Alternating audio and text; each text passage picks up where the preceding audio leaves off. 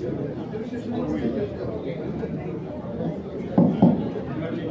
evening, everyone. It's exactly 6:30 p.m. and I think we can start our meeting.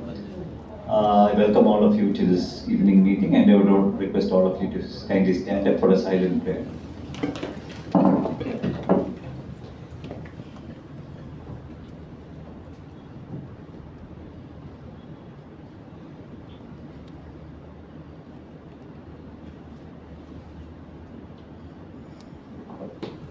Thank you. I would also request all of us to kindly observe a minute's silence in honor of India's greatest leader, Mr. Ratan Tata.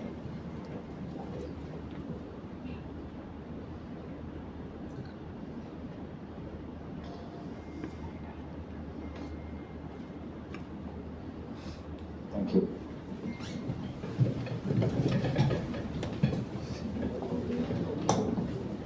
Friends, today we have a speaker all the way from across the seas, but for the time being he's here in India. Let me welcome Mr. Axel Guyon to our meeting. And he has lots of credentials. To introduce him formally, I would request Ms. Rupa George, our MC member, to kindly introduce him. Good evening and welcome to today's speaker session. I welcome Mr. Axel Guyon, our speaker.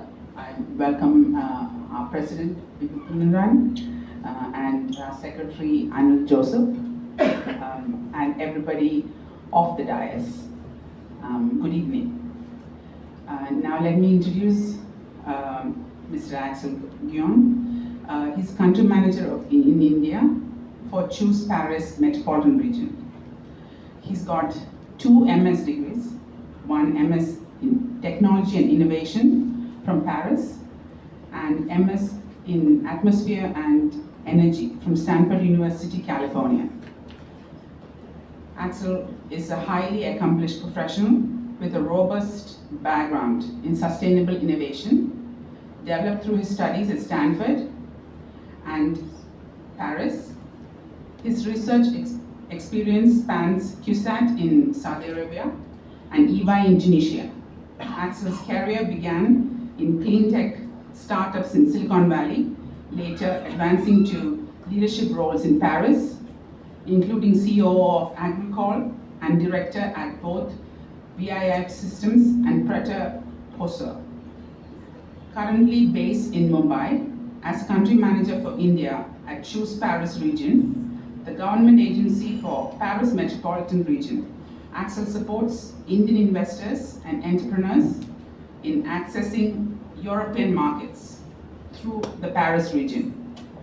He also promotes the region as a premier destination for tourism, film production, and innovation through research and development and higher education, fostering dynamic partnerships between India and Paris.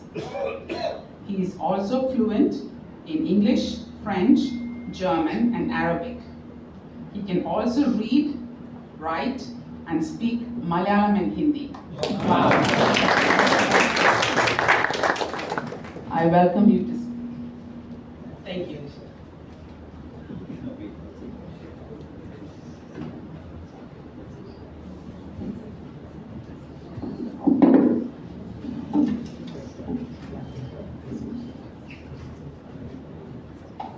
Good evening, everyone, once again. Past presidents of KMA, managing committee members, the members of KMA, invited guests, especially members from the Puvat family. A warm welcome to all of you. As we all know, today is a special day for us for 2 reasons. One is, of course, we are having a very good speaker who's come, like we said, all the way from France to address us. And more than anything else, he is also a son-in-law of, I would say, KMA. In the sense, our program committee chair And Vice President, Mr. Algiers Khalid, happens to be the proud father-in-law of Mr. Axel Guyon. So, No wonder. we cannot take the privy of speaking in Malayalam because he would understand everything that we tell. So we better stick to the language at least that we know, that is English for the time being. Axel, we're very, very happy to have you today with us. Your father-in-law has been giving very, very high opinion about you, and of course, not that he just spoke good about you. There's a process in KMA wherein we don't take everybody as a speaker. So we know what your credentials are, and that's the reason why you are here today with us. And I'm sure that you're going to really enlighten us on what the relation between Paris, the Olympics, Kerala, and sustainability is all about. Like Rupa had just introduced him, he is passionate, both he and his wife, I think, they met at Stanford, they got married, and they're both passionate about sustainability. And I think sustainability is no more a buzzword. Sustainability is something that we really need if we really have to survive and also help our future, our generations to survive. So I think it's great that youngsters like them are taking up such courses and then working towards that.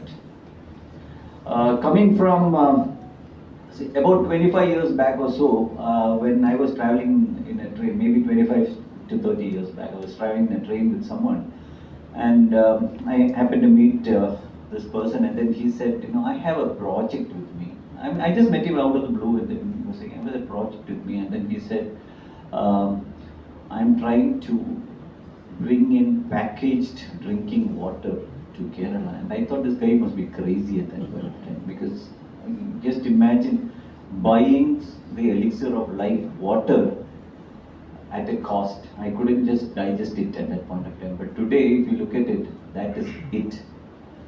And especially being from Alleppey and always frequenting Kuttanad, you can always see the houseboats now passing by, and you will see all those kids, especially when the houseboats pass through the narrow canals.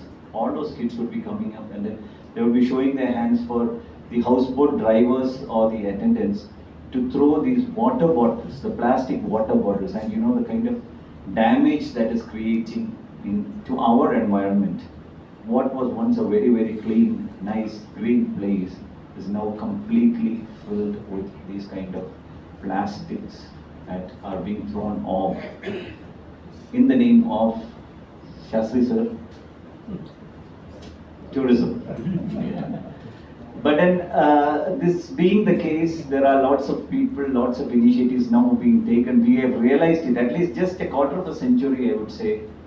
I think the whole world is realizing that we are going from perhaps bad to worse, and we need a clean, green earth to survive in. And I'm sure that people like Axel would be working or are working towards that. And as he was introduced, we also can be proud of the fact that he is basically sort of a civil servant back there in France, and we have a civil servant from there addressing us today on issues as varied as all this. And I was also telling Axel that he should be there with us during our KMA annual convention, because his basic primary duty right now is to promote investments from the state of, from India into the Paris region, that's they call it, or Europe, Paris as a gateway to Europe, for people from here to invest there or from there to invest here. That's what I understand. You can throw more light on that. So, with all this, I would say we are going to have a great and enlightening evening with especially such a youngster who's so knowledgeable on the subject that he's going to speak on. And let me once again, on behalf of everyone present here, welcome Mr. Axel Guyon, and we look forward to hearing from him. Thank you.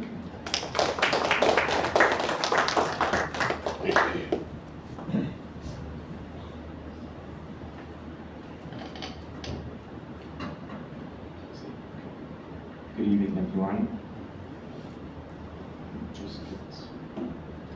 I want to be mindful of the times.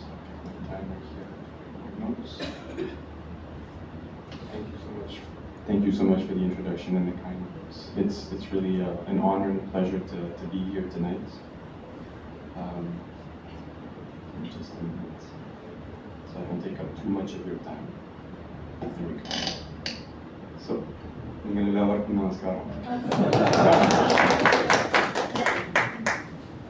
so again, I'm very honored to be here and very happy to be here. The introduction, I won't go much more into details of who I am. The very kind introduction has done a great job in that. I'm especially happy to be here in Kochi. As it was mentioned, Nyan Janichada Pakisilana, Nyan Kalyanam Karchada Kochilana. So I'm bringing both very important places here tonight for this topic. I actually came from Delhi today. I'm based in Mumbai, as was mentioned. And so in terms of sustainability, I think Kochi especially has, I'm not here to give lessons. The topic is lessons from Paris Olympics, but I think it should be clear, I think, for everyone that I'm not here to give lessons, I'm here to share ideas. And one example of this, Kochi has no lessons to be, given to by anyone, is I flew in and landed in Seattle, world first, 100% solar powered airport in the world. So now the dynamic is actually more that the world is taking a lot of lessons and inspirations from India also. So this is the spirit in which I'm going to share about the Paris Olympics.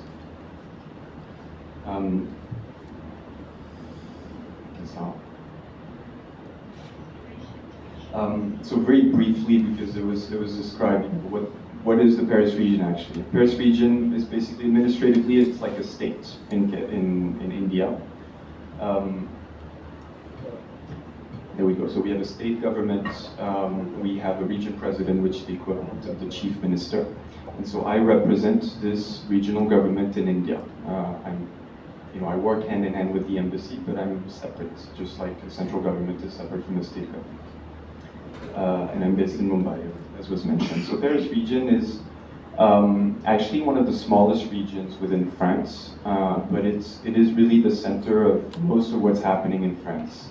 France is a very centralized country, and this is where most business happens, most of the R&D and innovation happens, and I'll touch a little bit more upon this before I dive really into the subject, because I think this is important context to understand why the Paris Olympics were approached in the way that they were. Just to give you an idea of the dimensions, I'm not sure if the pointer's working out so well, but anyway, you can see the Eiffel Tower in the middle. You can see the gray area in the middle. So this is basically the equivalent of the city of Delhi in terms of surface area. And then we have the rest of the region, which you might compare to Delhi NCR, though it's smaller. And the rest of the region is not just an urban area, but we actually have a lot of great agricultural land as well, some factories, some industrial areas. So this is though small, it's a fairly diverse, economically a very diverse place. In terms of population, we're at about 12, 13 million people, so that's about, Bangalore, if you will. So what's Choose Paris region? I'll just go over it briefly, though it was already introduced. So we're the promotion agency of this regional government. And our main role is to help foreign businesses access Paris market, French market, European market. We don't do business development as such, obviously the businesses are much better at doing this than we are, but we facilitate. We help them explore, understand what opportunities they might find in this region and for the rest of Europe. And then we support them in connecting with lawyers, bankers, people to hire for their teams, real estate brokers. So that's on the one end for the more practical sides of setting up a business abroad. And then we also facilitate connections with the overall ecosystem, economic ecosystem of the region. Government bodies, obviously, because we're one of them. Innovation clusters, startup accelerators, research institutions, large corporates. So this is what we do in a nutshell. I won't bore you much more with this, just so you understand. So very briefly about Paris region, because it's obviously well famous as a tourist destination, but economically it's also a powerhouse. One number that I haven't mentioned here is in terms of market cap of the Paris Stock Exchange. You probably wouldn't expect it, but it's actually neck and neck with London. It was higher than London just a year ago. Now London is past us again. But people usually don't think about that when they think about financial services. So one example to show you that there's a lot more to Paris than the Eiffel Tower, as you will imagine. And so specifically to our topic today, I think it's important to put the context of innovation and R&D in Paris region. This is actually, and that's due also to the very centralized, the strong centralization of the French nation, that a lot of things happen within Paris region. And so in terms of research and development, we have the highest concentration of labs, public, private, and over 20 billion euros in annual investments in research and development. To give you an idea, London, Greater London is at 6. So there's a lot of things happening here, and we're, as a government body, we're working hard to, maintain that and make that grow.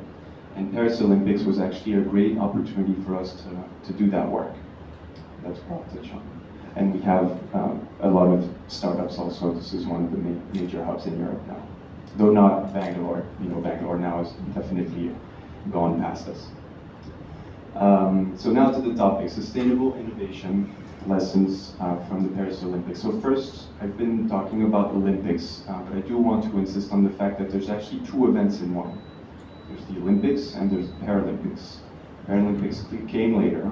Now, both events are, considered to be the same, but the Paralympics have, grown more and more over the years to be just as much an important event, sporting events, in terms of viewership, in terms of budgets that are put into it, and I think that's something also to be highlighted, and that's a great example for inclusivity and accessibility. So, what does it mean to host the Olympic and the Paralympic Games? Just to put some context. It's, I've written this, it's a sought-after privilege, and it's kind of a prestige event to host, obviously. But it can also be a challenge, and history has shown us that it is a challenge for most cities that try to host it. So some numbers, I'm an engineer, I was introduced, so I like numbers. To put some context, 10 to 16 million visitors over 3 weeks for the Olympics, 3 weeks for the Paralympics. 10 to 15,000 athletes have to put up. You move them around from one venue to the other, to the village, etc. You feed them also. You feed a lot of other people, so that amounts for 13 million meals that you have to serve. 800 sporting events, 1,300 journalists. And I've added this, though I won't touch too much in detail upon it, but I think that's an interesting thing to keep in mind as well. We usually think about the Olympics as a physical event, which it is. But actually most of the viewers of the Olympics, most of the people that experience the Olympics are at home.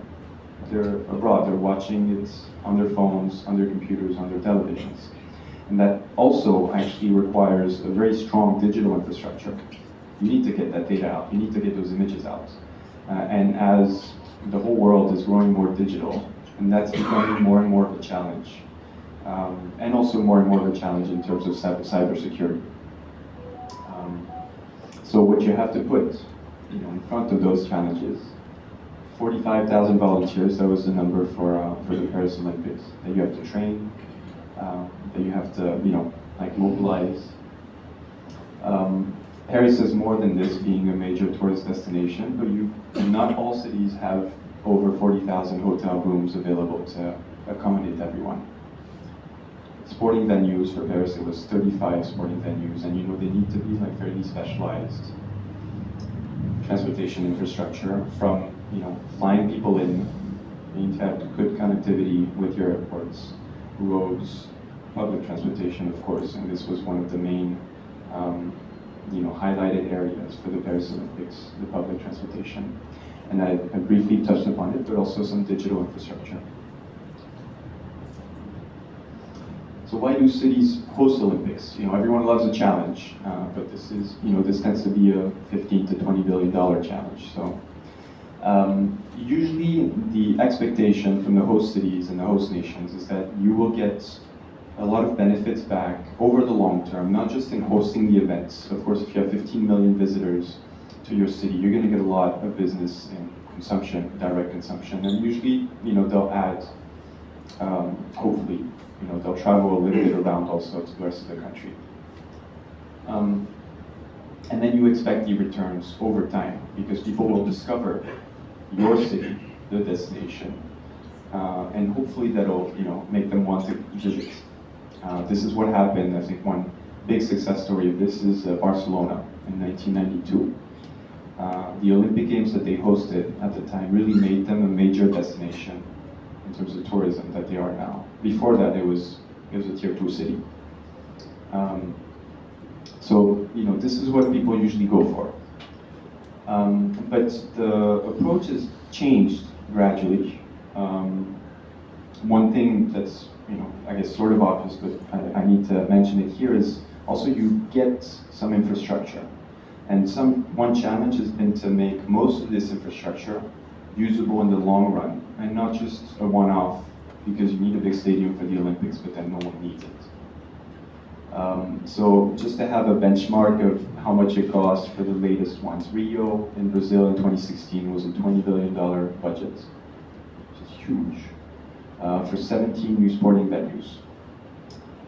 London didn't spend as much, but London I think is an interesting example because it's very comparable to Paris, and there's a rivalry between the two cities, of course. Actually, we hoped originally to have the Olympics in 2012.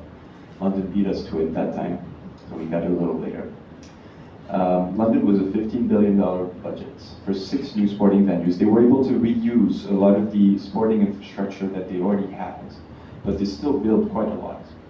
And the reason that they did this is because they saw the Olympics as an opportunity for them to renovate a whole area of their city in East London, which used to be an industrial park that wasn't much active anymore.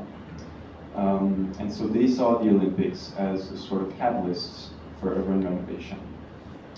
And I think also I should mention that London was one of the first summer games that was organized with a beginning of thinking about sustainability, how to do things so that you can minimize it to some extent, especially if you compare it to the ones that came right before, which were Beijing in 2008, which didn't really have sustainability in mind, things like that.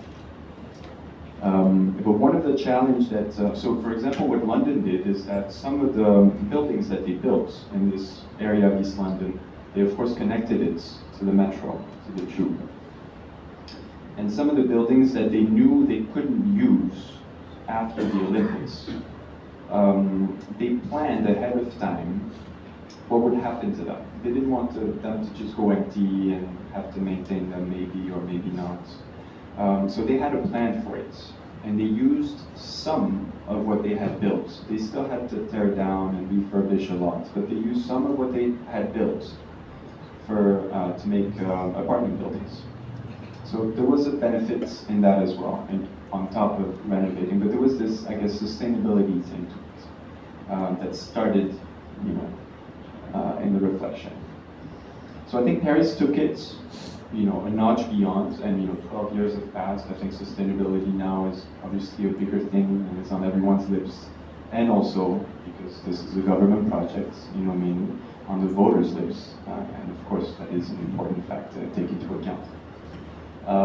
So they took it a notch beyond, and I think the main thing in terms of environmental impact that Paris did differently is that they really insisted on reusing and repurposing the existing infrastructure. Here, the picture that I'm showing was the venue for fencing and all similar sports.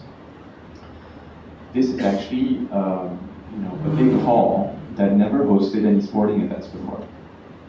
But it looks great, doesn't it? And it didn't take much to turn it into a sporting event. So this was the idea. And I think that's, and I'll touch upon that a bit later as well, but I think that was sort of a paradigm shift in the way that you can think about those big events and the opportunity that they represent for elected officials, to cut the ribbon on a big new building, big new shiny infrastructure. That's an opportunity that is difficult to pass by for anyone. Of course, it looks great, you have something modern, you have something to offer to your constituents. But I think, and I mentioned this, in Europe, voters now are more and more conscious of the need to be sustainable. And the elected officials are obviously aligned with this.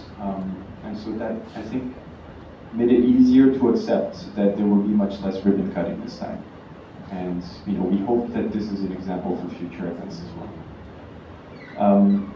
Another way that I think, and I'll talk about the technology after this, of course, but another way that I think it was innovative in its approach in terms of sustainability is that for the Paris Olympics, the decision was made to use the Games as a vehicle, as a catalyst, if you will, to accelerate longer-term environmental policies for the city, for the region. And the main example that was much discussed in the media, you would have probably heard, is what's seen on this picture right here. They swam in the river. The river was, thankfully, this was a risk that was taken, and this is what it takes to innovate sometimes. You have to take chances. The river was made clean enough to have the triathlon and to ride the open water swimming events in it.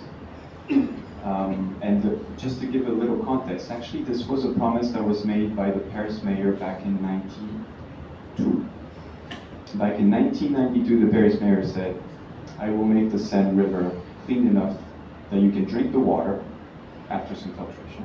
You can drink the water, and then you can swim in it. And well, that was back then. But the great thing about the Olympics is that it really acted as an accelerator to make that true. This is a 1.4 billion euro project. And I think it really helped mobilize a lot of people to say, hey, we want to have that. Can you imagine having the triathlon with a picture like this? What image of our city would it show to people? And also, of course, and that's the long-term benefit for everyone visiting and living in Paris. Now when it's hot, on a hot summer day, you don't have, if you want to go to the ocean, if you want to take a bath, you don't have to drive 3 hours west to reach the ocean. You can just take a dip in the river. And finally, for this innovation in approaching the Olympic Games, it was also seen as a vehicle to mobilize innovators to take risks and bring to life new technologies for the Games. And I'll give some examples to this. Now this was, to reach some goals, and we had to be ambitious on the goals. So the main goal, because we're talking about sustainability, is the environmental impacts. And so the goal was made to have the environmental impacts. London was 3.5 million tons, I'm missing the million here. It's 3.5 million tons of CO2 equivalents for London. For Rio, it was similar. We wanted to make it at 1.5 million tons of CO2. And I believe the latest figures came out. I believe it's estimated as 1.6. So we're still within the half, of 3.5. And of course, that's in line with trying to reuse as much existing infrastructure as possible. Otherwise, there's obviously a huge cost, environmental cost of building new infrastructure.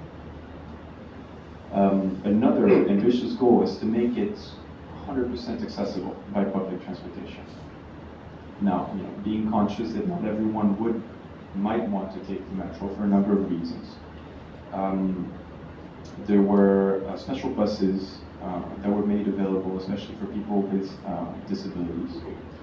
But also there was, I think it was 500 hydrogen-powered taxis that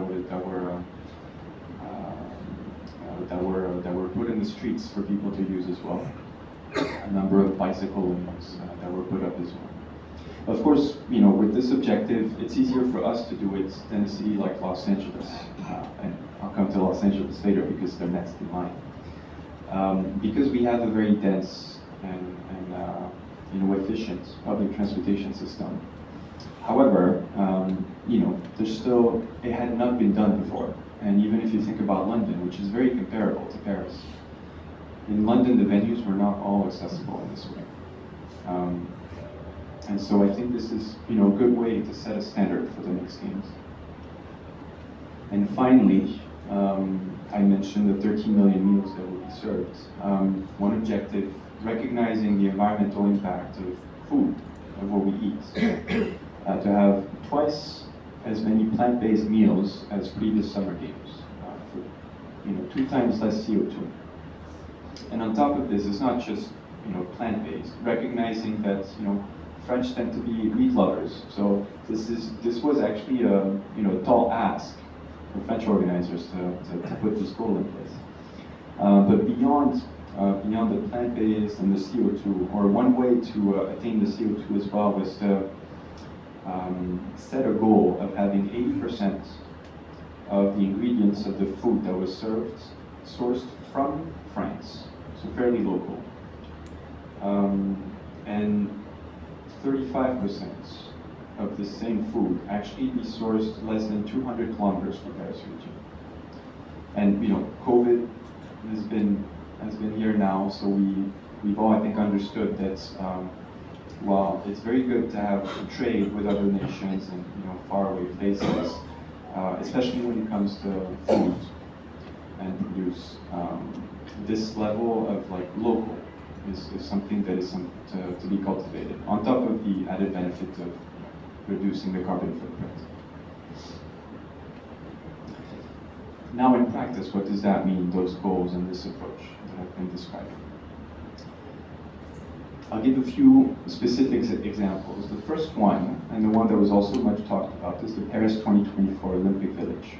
So here we took inspiration from London, and we decided to renovate an area of Paris region that clearly needed renovating, old industrial estates. But also learning from the experience in London, from the very beginning, the thinking was to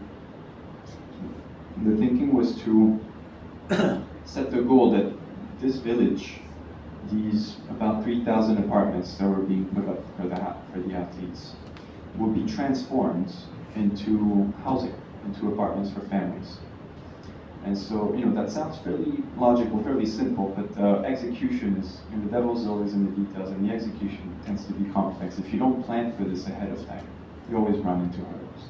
And so it was planned from day one how this Olympic village would be turned into housing. And now I think it just shut down, and so they're starting the refurbishment. And the refurbishing will only take 2-3 months. And so by 2025, you'll have, people living in those apartments. And, that's a way sustainability also makes economic sense, obviously, but that's a way that you don't have to rebuild after this. And so you can minimize the environmental impact. And then on top of this, I won't give you the full list of all the innovations that go into these buildings. I named just a few. They're all net zero. They're all for a significant amount powered by solar panels and geothermal energy. They use mainly biosourced materials. And I think I have a few other more interesting examples here. So, this is the street in the village. If you see those big umbrellas, the big covers that we have here, those are actually solar powered, and they filter and cool the air. We now have more and more experiences with climate change of heat waves, which, being much farther north than and here, we're not used to, and we're not yet fully equipped to deal with. People aren't used to having 35 degrees C outside. So this is a way that we mitigate this, on top of planting trees and a number of other things. And then the tiles that you can see here are actually made out of a material based on seashells. And the way that this material works is that it absorbs the humidity in the air when it's fairly cool, so say at night or in the morning. And then when it's hot outside, the water evaporates, and so it cools down. It's simple, but you need the right material for this. And so this was put in place, and I think this was the first application. It was put in place in the Olympic Village. A number of innovations like this to really showcase new technologies, and it doesn't have to be high tech, like seashells, but new technologies that help us not only be more sustainable but also cope with the changing climate. I realize that I'm going over time, so I'll speed up a little bit. The Paris 2024 Aquatic Center is one of the two sporting venues that were built. As I mentioned, there were only two. Here you can clearly see the solar panels, and sort of the same approach as with the Olympic Village. Only biosource material. The temperature of the water in the pool is maintained by geothermal. That's on site. So that's quite interesting. And then, for this venue, but for a number of other ones, I think one thing that's interesting that was done in Paris for the first time is usually a lot of venues, and especially temporary ones, they're not hooked up to the electric grid. You put up some diesel generators, and this is how they run. This is how you get lights. I think one number that I've written down is in London in 2012. Through those diesel generators, they burnt 4 million liters of diesel for the Olympics.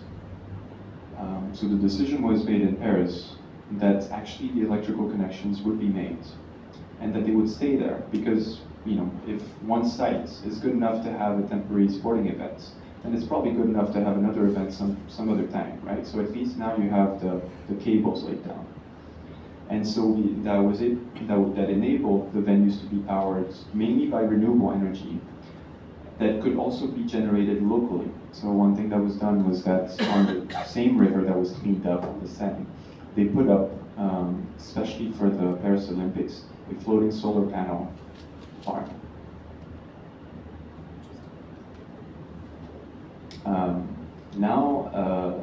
I mentioned, right, the Paris Olympics were also used to sort of challenge innovators and tell them, okay, can you do it for the Paris Olympics? We'll give you a platform.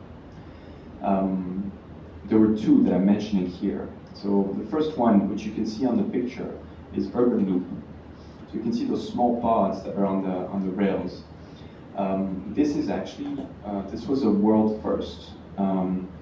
Those pods, they can seat, between 2 and 4 people. So you don't have to wait for the next train for 5 minutes to carry hundreds of people. This is very flexible.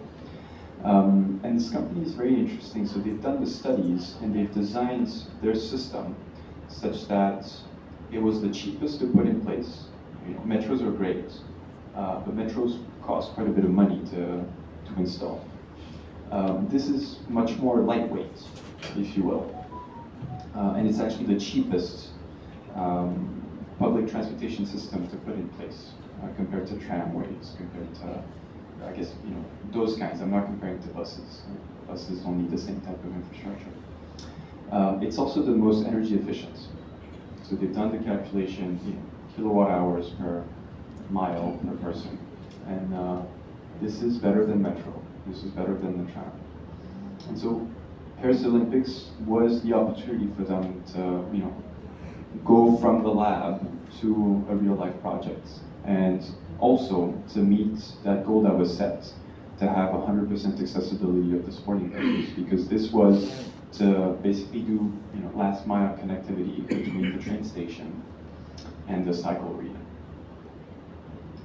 And I mentioned also Volocopter. So this is what this is what happens when you take risks. Sometimes they don't meet the deadline, but that's also a good, I feel, and coming from more of a startup world before taking this job, I feel that this is actually a good sign. When you take risks, you can't win all the time. And if you never fail, then you're not taking big enough risks and you're not really innovating as much as you could. So Volocopter is actually a German company that has a lot of R&D done in Paris region because we have the right infrastructure and facilities for them to test out their technology.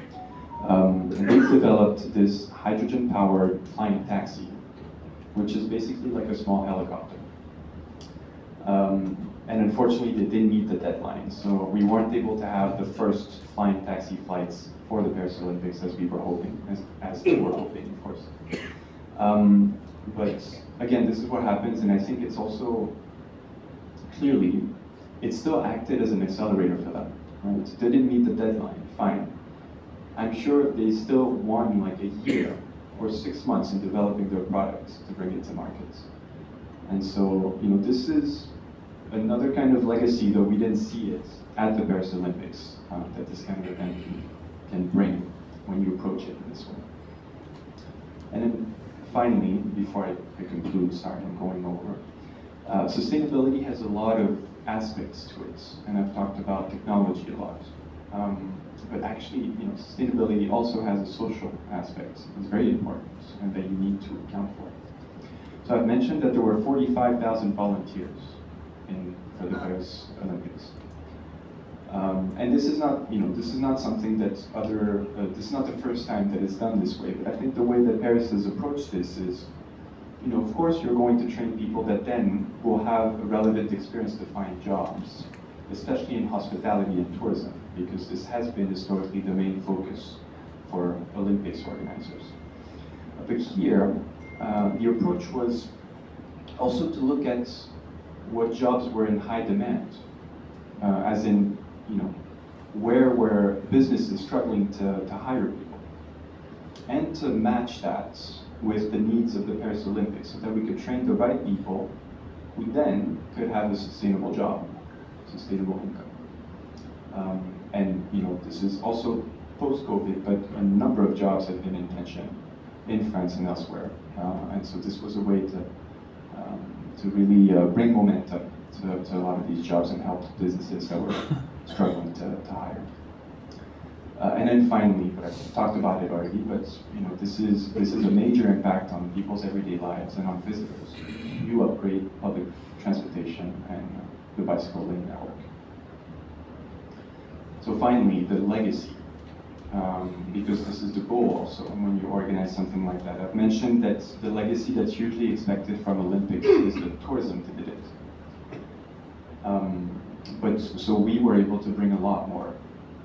I'm repeating myself now to conclude, but of course you get a tangible legacy for Parisians and visitors, the transportation infrastructure, the urban renovation, as I mentioned, for the Olympic Village, and the Olympic Village itself becoming a housing neighborhood.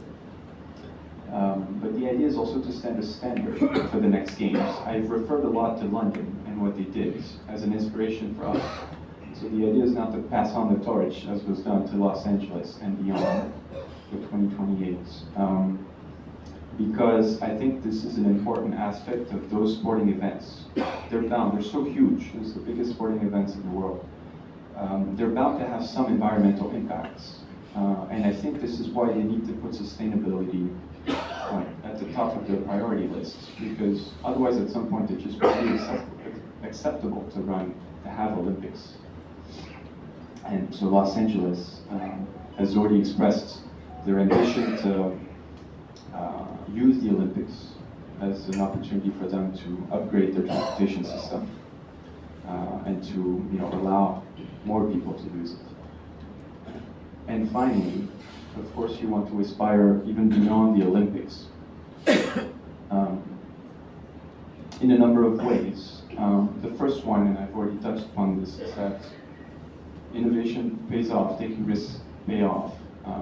There were a lot of, in France, there are a lot of pessimists, in Europe in general, where there's less, people are less optimistic that they can be than they can be, especially in India. So much optimism in India that I've found anyway, compared to Europe. But so this was also a way internally within France and for the world to show that it pays off. So many people didn't believe that the Seine River cleanup would happen, and yet now we're here. And another example that I think is interesting is after the success of the Paralympic Games, not only overall, but also within France, the Paris region president announced just a few weeks later that now she was setting this goal of making the Paris metro and the whole region's public infrastructure 100% accessible, which is actually a tall order because this is, an infrastructure that started being built in the 19th century. A wheelchair wasn't there at the time. So this is an ambitious project, but this is something that you can build upon the momentum that you create in an event like this. And finally, and it was also said already in the introduction, sustainability is a necessity, but it's also an opportunity. And I think, this was the spirit of the way that those Olympics were created, that were organized. Sorry. Thank you.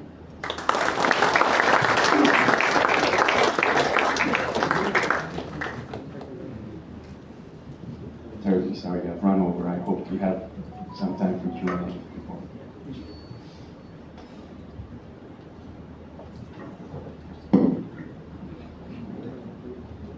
Thank you. Who could sort of apply a vision onto nature? If you go to San Francisco, you have those roads that are so steep. You never find that in Europe because the cities were developed like 1,000 years ago. And if you made roads like this, no one could have taken them with horse carts. Just one example like this. But I was looking for really something that we could learn from. So it's really education that we could learn. yes, absolutely. So France has nuclear reactors, whereas the German party is against nuclear reactors. I believe they are going to restart. I'm not sure. But where do you think nuclear power stands with respect to the sustainability concept? But the French has a very strong bias in favor of nuclear power. I think what's happened in Germany teaches a tale, which is that they phased it out very suddenly. And for Fukushima had just happened, so there was a perceived risk. And I think it was also seen as politically as an opportunity to phase it out faster than could have been done otherwise. But now they're coming back to it. And in the meantime, as they phased out nuclear, their CO2 emissions, climbed through the roof because they replaced that with coal. And they opened new coal mines.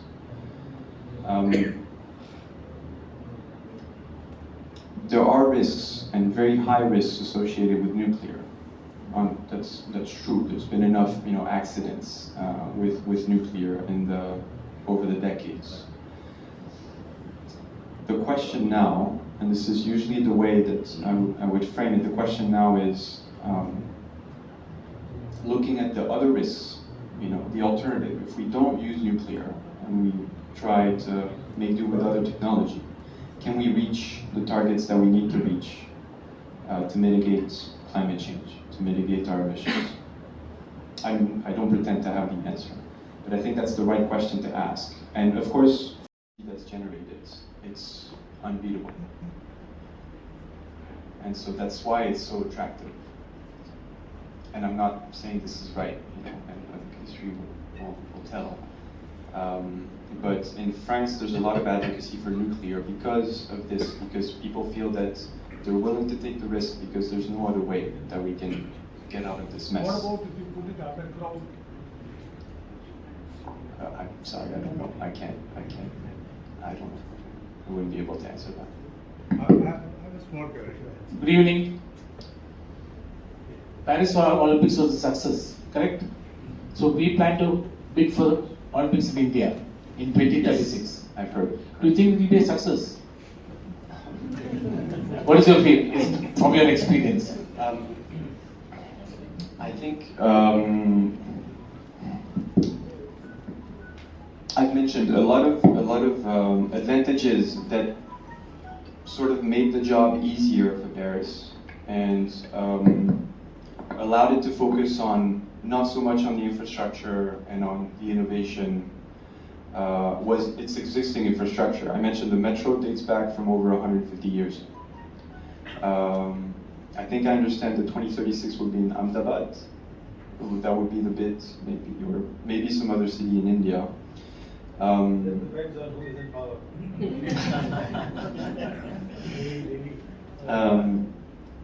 I think that's one thing that will be more difficult to find in a city in India. And there's a lot of things that are coming up in terms of infrastructure in India. So I don't want to, I can't even imagine where any city in India will be in 2036. Things are moving so fast now. So that's a difficult answer to give. In my short year that I've been in India, I've learned to be very optimistic. So I think it would be a success. Yeah, I have one small point. First, compliments for a very comprehensive presentation, and you defended your ground very well. Okay, now you shown those outdoor umbrellas, kind of air conditioners, air coolers. As an engineer, it leaves a doubt. Where do you sink the heat? Okay, you hold air, then you, of course, you capture the heat, and you have to sink it somewhere. Where does it go? So the way that it's done, and the way that they've also deployed this in benches along the river. What they do with the benches, and I believe it's the same exact thing for here. So here there's filtering, and then there's also cooling. It might be just passive cooling, evaporating water. You need to get water from somewhere, but you might just be doing this.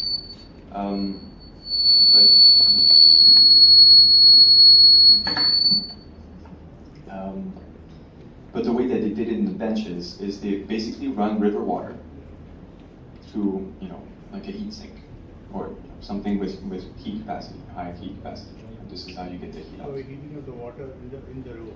Correct. My question is, it's while you talked about sustainable buildings and all that, did the Paris Olympics, once it's announced, did it bring up the overall level of sporting activities in Paris, and did it encourage the youth to take up more and more sports, which will have a long-term effect on the health and of the people, etc.? Absolutely, that's true. I haven't mentioned this, I haven't talked about it, but this is also something that's usually a very strong benefit hosting any sporting events. We had the effect after the 1998 Football World Cup, for example, that we hosted and that we won. So that gives even more reason to go play football outside. I don't know.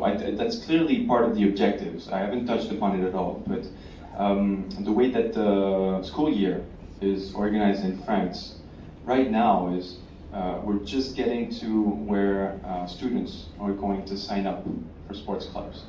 So we don't know yet. But yes, I mean, given the media coverage, given the success that it was, I'd be very surprised if it didn't happen. So I have a question. Actually, India is having more cyclists than France, but you have two difference. India is having more football lovers than France, but you have 38 professional football clubs. And we have more population than you, but we don't have any sports magazines. Okay, but still, with this scenario, you are inviting Indians to invest in Europe. As a son-in-law of India, if you are appointing as an ambassador for India to promote investment in Indian sports, what will be your strategy to promote Indian sports?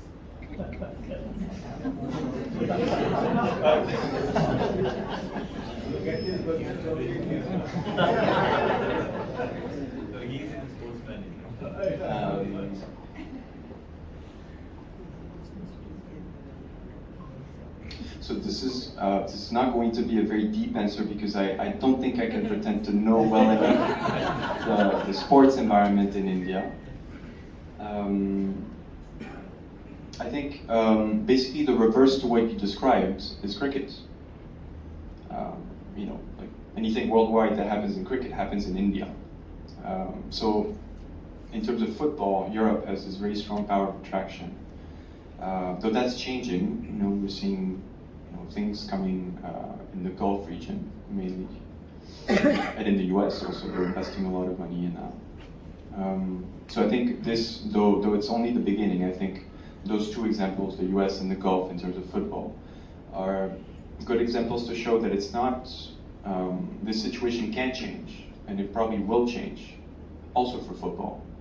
But for the short term, the only thing that I would say is, I mean, you have to start by playing to your strengths. And cricket is a great strength in India.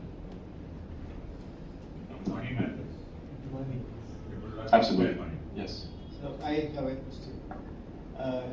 I think few weeks back, there was an article in a financial daily on the basis of Paris Olympics, basically an economical analysis in which there are three things they mentioned. One, actually the budget exceeded.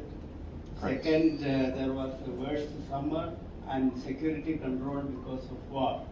So investing in Olympics, for especially country like India and all, which is actually there are a lot of risk associated with it, because you start planning 10 years or 12 years before, and at the time of Olympics we do not know what is going to happen. There could be flood, the summer, and there war or something else.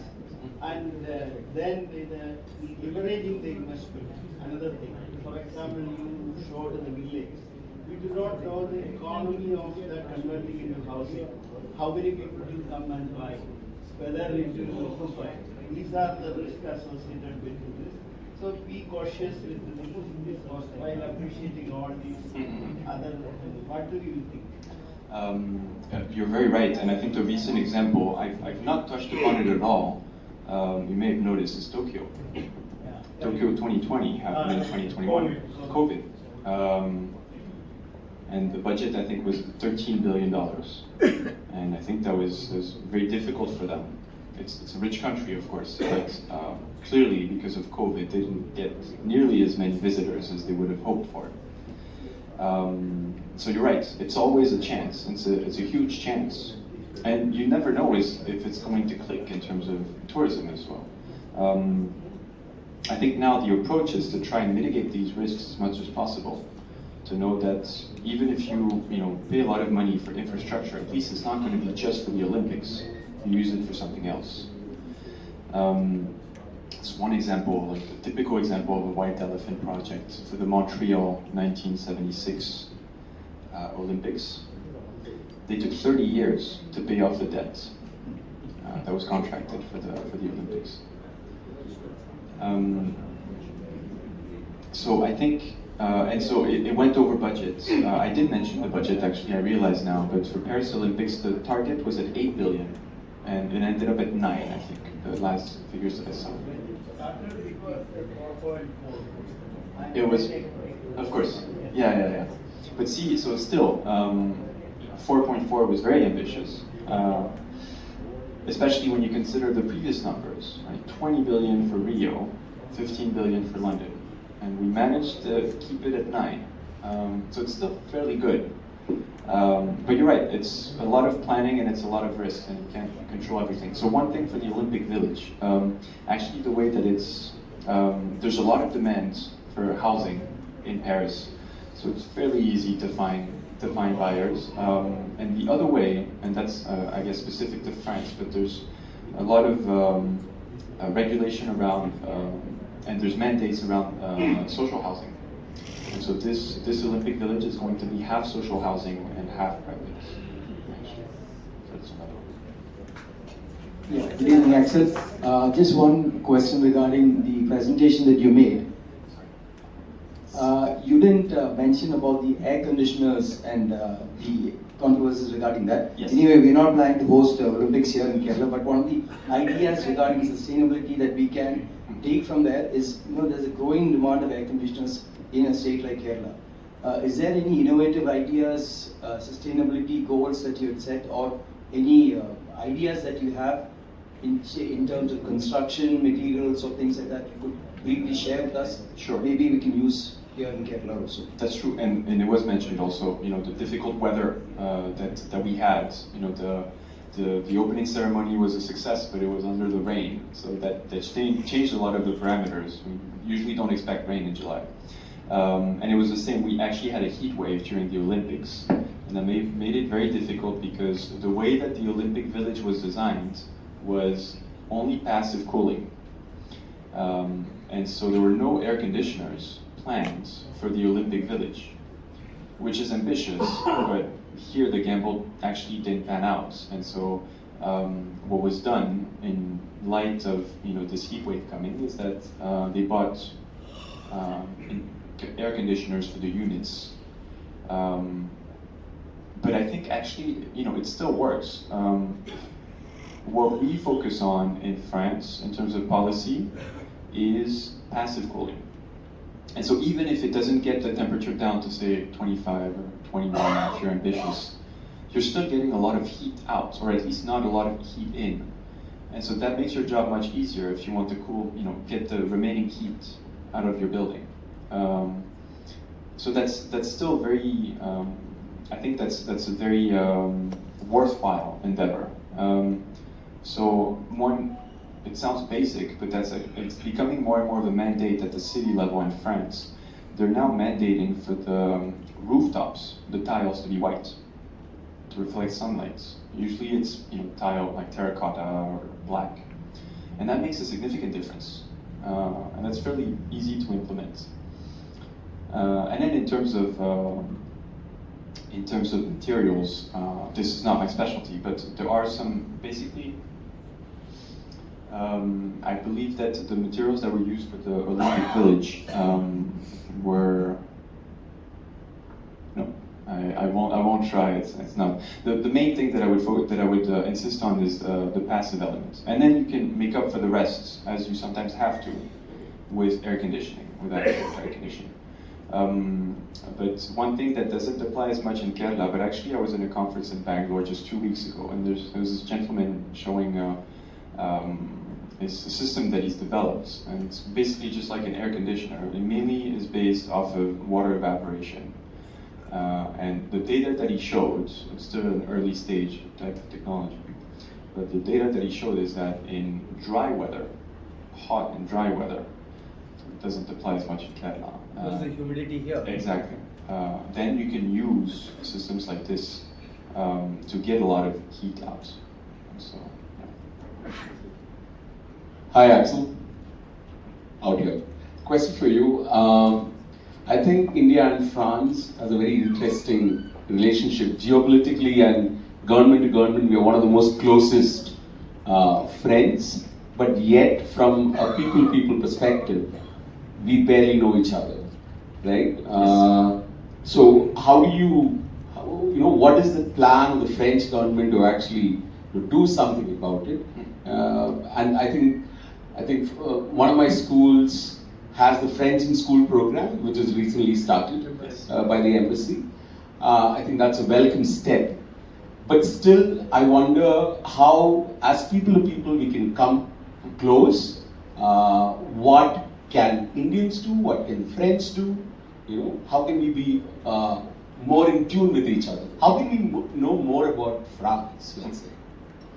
I was in Delhi, as I mentioned. I was in Delhi earlier this week for a program at the embassy, and half of the time that I spent at that program was people on panels discussing exactly this.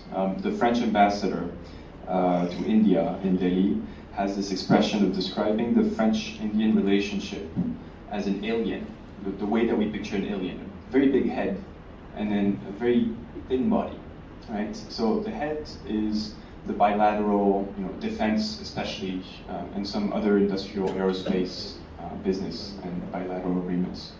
ISRO is also, the Chandrayaan is actually a very good example of the deep collaboration between the two countries. But then, you're right, the rest of the body is actually very thin. There's not that much. I think I'm going to mix up the numbers, so I won't give more examples. But there's a number of things that we can do. I think the main one, and that's a longer term thing, but the main one that I work on also is student exchanges, is welcoming more. The French president, Emmanuel Macron, when he last came to India, set this objective of welcoming 30,000 Indian students in France by 2030, which is ambitious given the current numbers. We're at 8,000, 9,000, which is ridiculously small for a country as big as France. There's more students going to New Zealand from India than there are to France. And of course there's a language facility, but still, French is the most widely taught foreign language in India, more than German, more than Italian, Spanish. And yet, you know, there haven't been that many people-to-people exchanges, and I think studies is a great way to promote this. And so there's a lot that's being done there, a lot by the embassy and the different services. And I think that's a very good thing, because the French president set this objective, then things are moving. The second thing is basically what I do every day. Beyond the very specifics of meeting one particular business owner and helping them through understanding what there is in Paris region and connecting them with the right people. Mainly, I'm just exchanging with him, making him understand what it's like over there. It's really just a question of familiarity.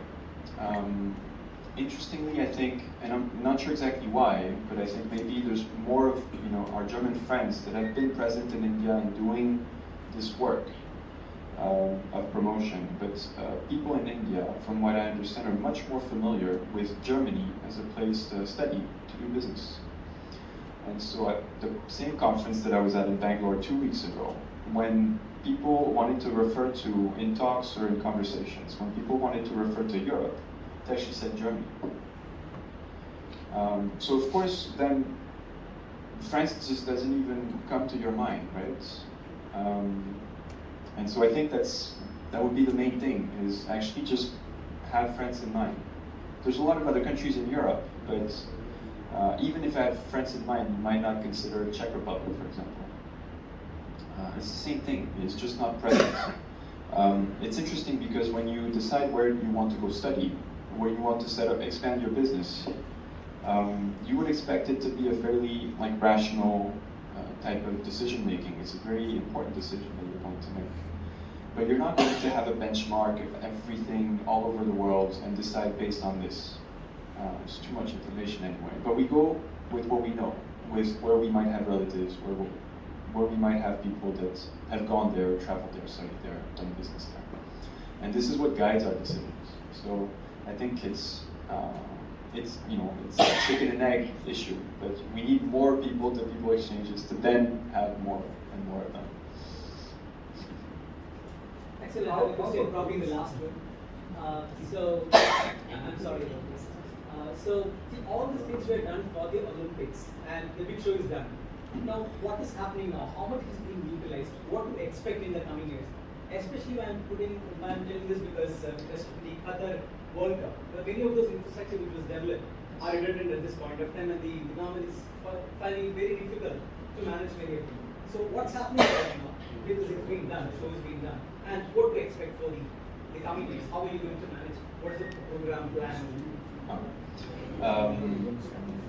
Well, I guess the Qatar tends to have different ways of approaching these events and sustainability in general.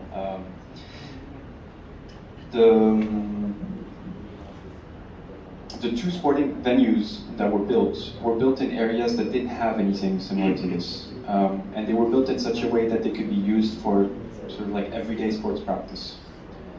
I gave the example of. No, I haven't given that example. So there's a number of big stadiums that were built for Olympics that then ended up being costing so much money to just maintain, and because they're so huge, then we can't use them.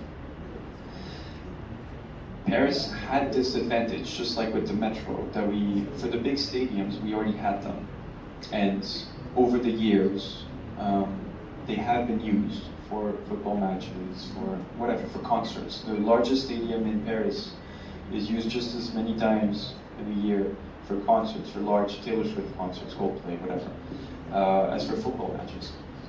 But that's a business model that works.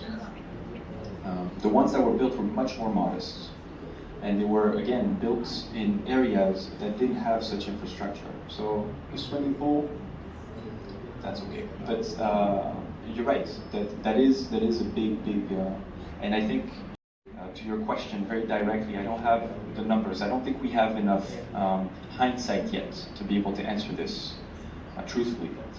But I think politicians are under pressure to not waste money, and so they would have, and this is sort of, the like underlying also current of thoughts in my presentation and the way that it's been approached. They clearly had to count the cents and make sure that this money was spent well, because otherwise, they're out next election. That's the last one. Yeah, hi Axel, thank you for your very enlightening talk about how large events actually accelerate innovation and sustainability. Well, see, I think gentlemen there in front row rightly mentioned the fact that our DNA, our cultural DNA, as opposed to the French cultural DNA, doesn't really have sustainability in mind. So, in India we may not have such large events, sporting events, but we do have a lot of private, smaller conferences, plenty of them, and we really don't have the government will, unlike there in France.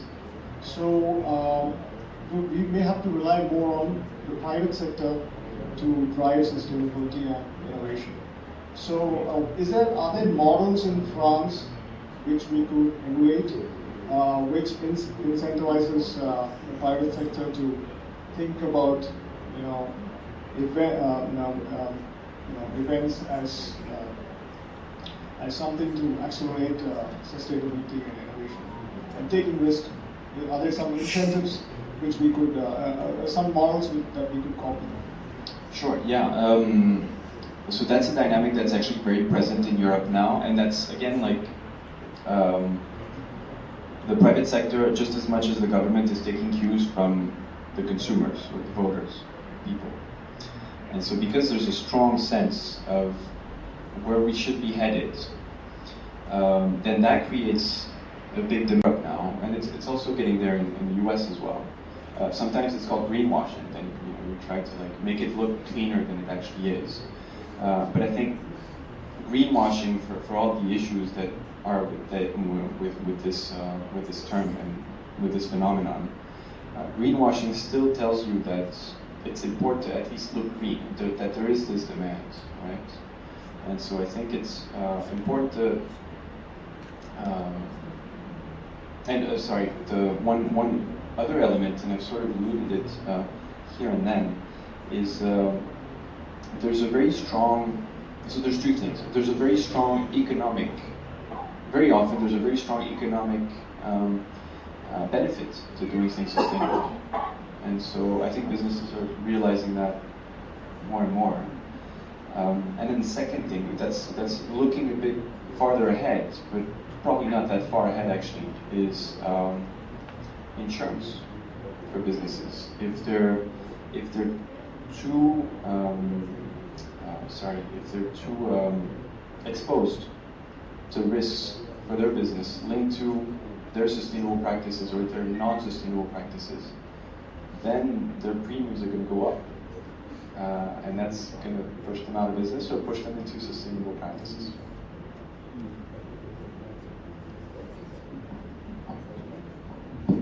Thank you. I think it was an enlightening evening, and I would request our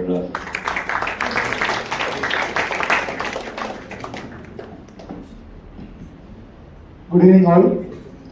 Axel Guyon, വളരെ നന്ദിയുണ്ട് നല്ല presentation ചെയ്തതിന്. നമുക്ക് എല്ലാവർക്കും ഒരു കൈയടിയിച്ച്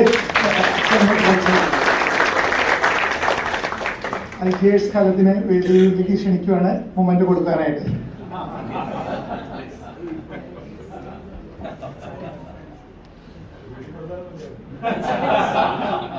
My wife deserves more than that. Please join. Please join. Please join. Please join. Please come for the first time.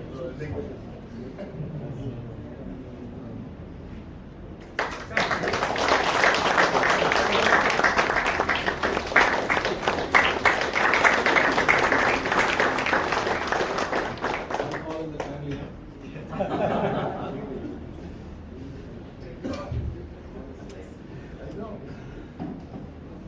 Thank you, President Bibu, Luca, for the introduction and the wonderful talk by Axel and all the long list of past presidents, K.M. Shastri, Nathu Rumbat, Dr. Nirmala, ABK, and a lot of MC members today, Lega, Luca, Anil Verma, Tom, Sunil, and Ajay, and all the members. Today, the next 2 days being holiday, I'm so happy to see the whole completely packed and wonderful show by our Vice President and the Program Committee Chair. Let's give a big round of applause to him.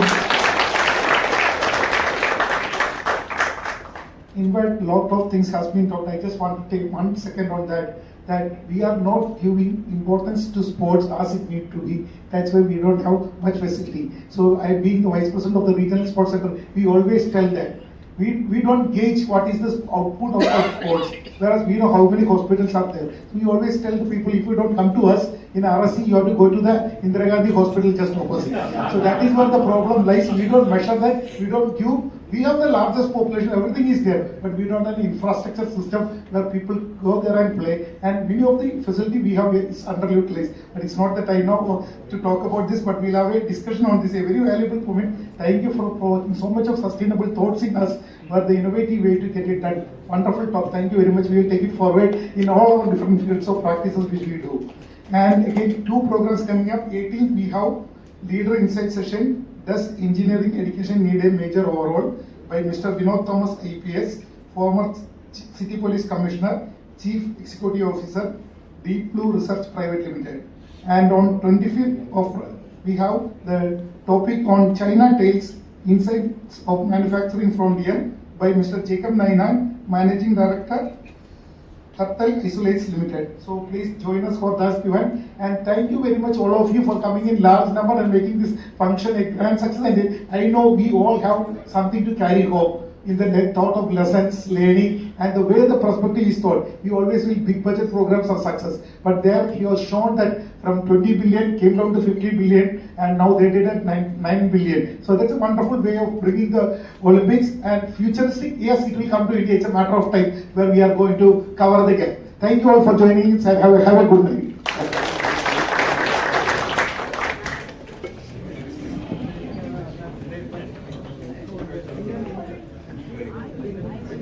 Jana Gana Mana अधिनायक जय हे भारत भाग्य विधाता पंजाब सिंध गुजरात मराठा द्राविड उत्कल बंगा विंध्य हिमाचल यमुना गंगा उच्चल जलधि तरंगा तव शुभ नामे जागे तव शुभ आशीष मांगे गाहे तव जय गाथा जन गण मंगल दायक जय हे भारत भाग्य विधाता जय हे जय हे जय हे जय जय जय जय